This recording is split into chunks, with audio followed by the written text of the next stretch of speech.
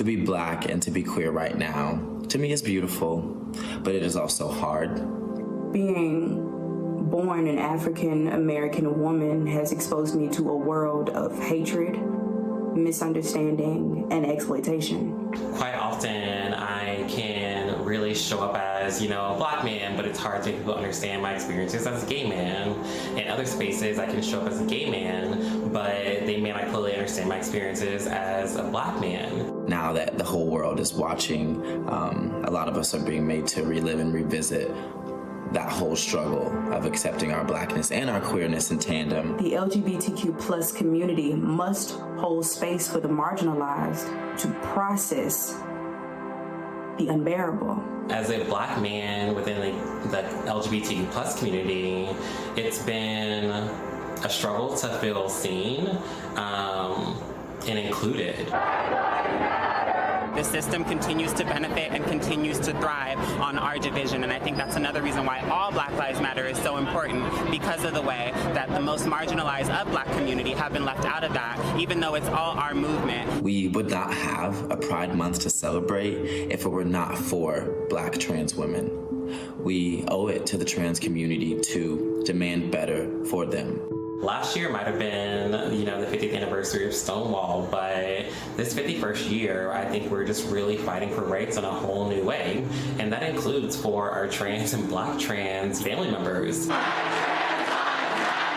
We need to be seen. Our messaging needs to be expressed. For so long, we are the foundation of all of these celebrations and all of these intersections. Are we going to forget about Black trans men and women? Are we going to forget about non-binary folks? We cannot. We have to keep conveying the message that protect Black trans women.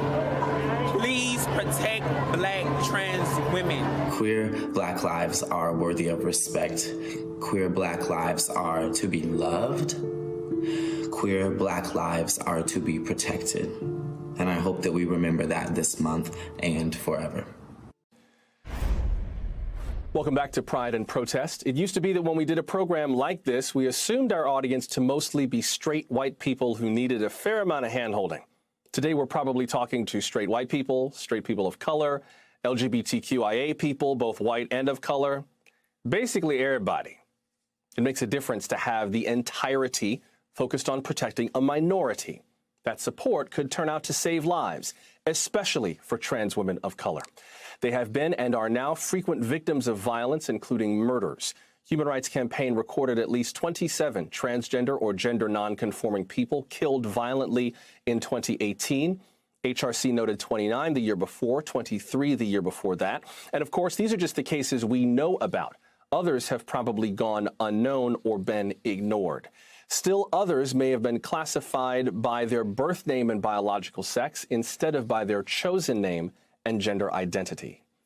Let's discuss that and more with our next panel. Angelica Ross plays Candy Ferocity on the hit series Pose on FX. She's also a producer and human rights advocate. Teak Milan is a writer and advocate. Also with us is Minneapolis City Council member Andrea Jenkins. She's the first Black openly trans woman elected to any office in American history. And Ian Field Stewart is an artist, activist, and author. Her work includes consulting on cultural competency. Glad to have everyone here. And Councilmember Jenkins, I'd like to start with you regarding those statistics that we just mentioned. What is going on here? What needs to be done to prevent this from happening?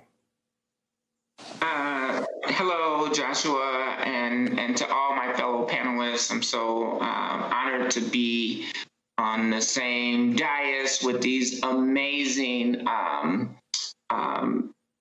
just human beings, right? What needs to be done in support of Black trans lives is the continual lifting up of the narratives of Black trans and gender nonconforming identities. I think just this past Monday, the Supreme Court making it illegal for transgender identified and more broadly LGBT identified folks to be able to work in the workplace is an important first step.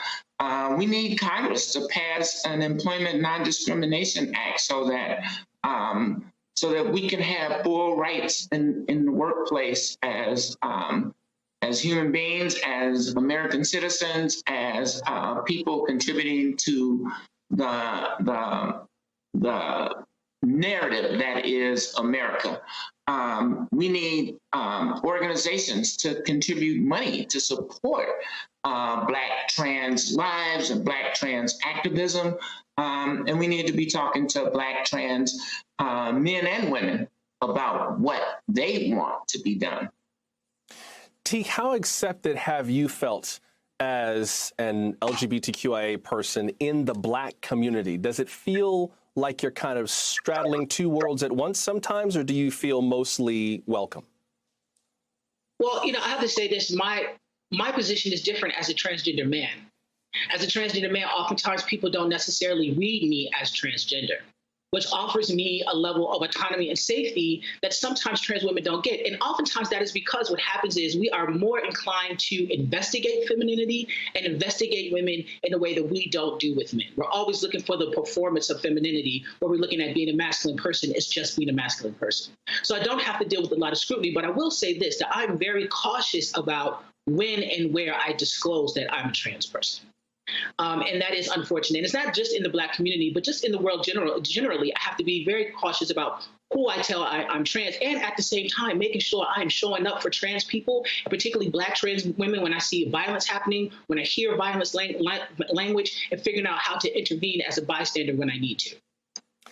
T, can I expand on that question a little bit? When you say you have to be mindful about how you present yourself in the world, how much of that, if any, has to do with the kinds of stereotypes and expectations and images that Black men, regardless of their gender identity, face from the wider society? I mean, I have to be mindful to an extent as a gay Black man about how I present myself, but I know I could pass. Like, if I never told anybody I was gay, they would never ask. So for me, the narrative is different, I'm guessing, than it is for you.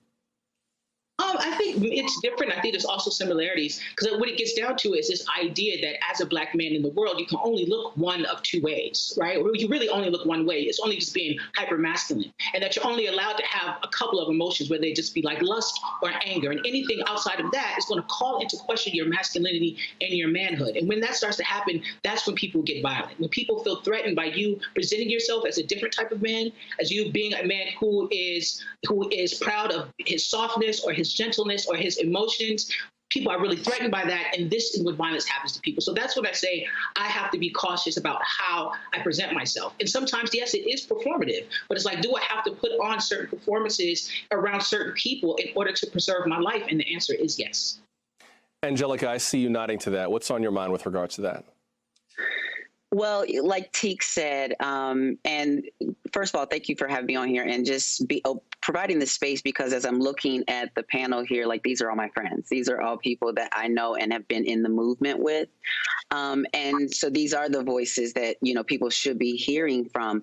What I'm thinking about is, as a Black trans woman, who has gained a certain level of privilege with my access to Hollywood and being on television, there have come certain privileges with that, but I've come to understand that my privileges, whatever they may be, will not protect me, because when I am out on the streets, I have had moments where I am being, like Teek says, like surveillance. My femininity and the performance of it is being surveillance as I walk into the corner store, or as I walk down the sidewalk through a group of Black men who go from catcalling me to examining my femininity just a little bit closer, and then saying, wait a minute, that's a man. And all of a sudden my heart rate goes up, and I'm not sure if those are the last words that I'm going to hear. And can we just be clear, and then Ian, I do want to come to you, but can we just be clear for people who are watching this, the person on the left of your screen is a trans woman. That is not a man. That you identify people based on how they identify themselves. That's why it's called identity. It's how I see myself. So can we just nail that down for everybody, please? This has been a public service announcement. Ian, I think it's fair to say that many Black households tend to be more socially conservative, at least when it comes to issues of LGBTQIA acceptance. How much do you think these current social movements are influencing that, influencing what happens with the people that we are the closest to? It's interesting. I think that in many ways we forget the indigeneity of queerness, and therefore we sort of erase the fact that that Black transness has existed for far longer than we've had language for it. So I guess that my reaction to that is that perhaps we're expanding the narrative of what family looks like when it comes to Blackness, both including chosen family as well as including biological family, but also recognizing, right, that in the Black communities that I've operated in, you know, in the Black communities that I've seen, there's always that person, that auntie, that uncle, that, you know, that someone, whether it be like, you know, the head of the music director at the church, you know, there's always someone who's in the community who's got just like a little extra sugar in the tank, or a little, you know, whatever words that we use. And so I think there is an indigeneity to queerness and Blackness that we're not quite ready to talk about yet. But it has always been there. And so I think that in that way, I do understand that there is a narrative about the conservative nature of Black households, but I think it's also important to recognize that we've been here for a much longer time that we're ready to talk about. I think also, can I just expand? Go ahead, please. Go ahead. Can I just expand on the whole idea of like Black families being, you know, socially conservative or what have you?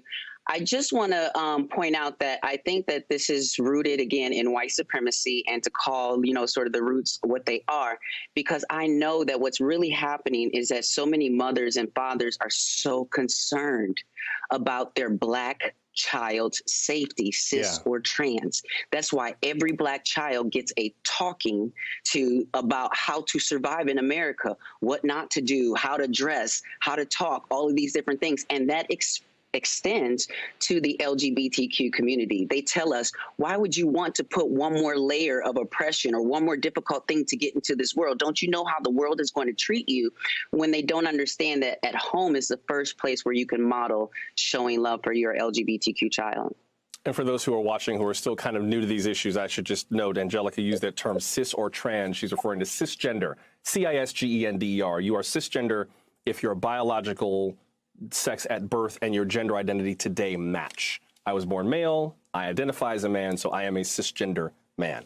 Just FYI. Councilmember Jenkins, I'd be remiss if I didn't ask you about that Supreme Court decision on employment discrimination. The court used a strict reading of the Civil Rights Act of 1964. It was kind of a conservative sort of jurisprudence, and Justice Neil Gorsuch, who is a Trump appointee, wrote the opinion.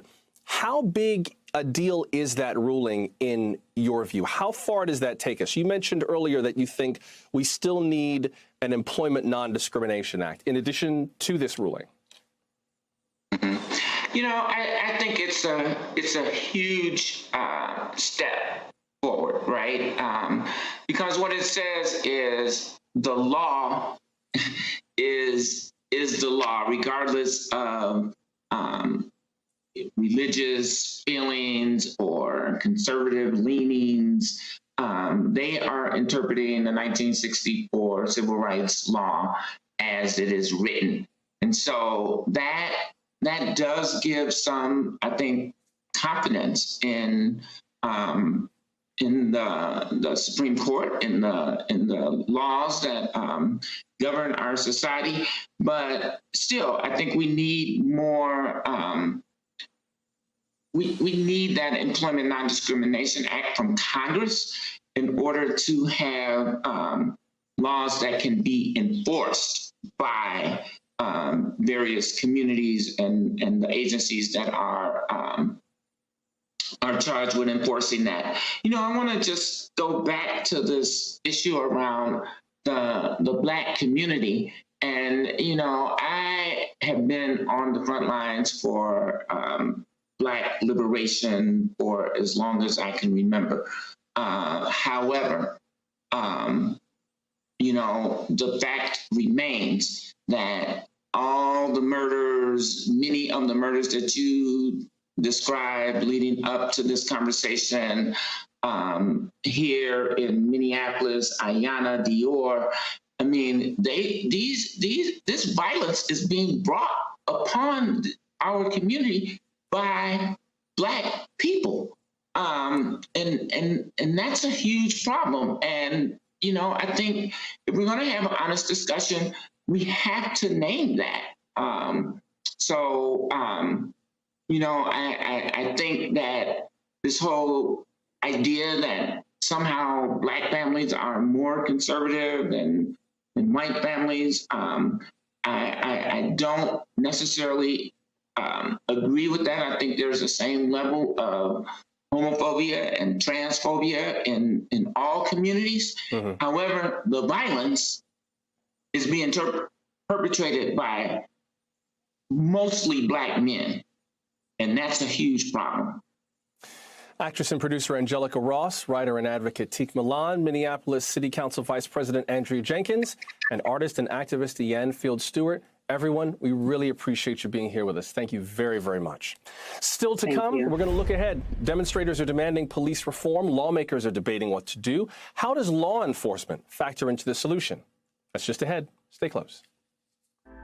Pride is so much about visibility, and I think people seeing representation of queer people allows them to understand that they're not alone. And it's important to focus on that. We are here, we love one another, we're queer, and we're absolutely fabulous. Hey, NBC News viewers, thanks for checking out our YouTube channel. Subscribe by clicking on that button down here, and click on any of the videos over here to watch the latest interviews, show highlights, and digital exclusives. Thanks for watching.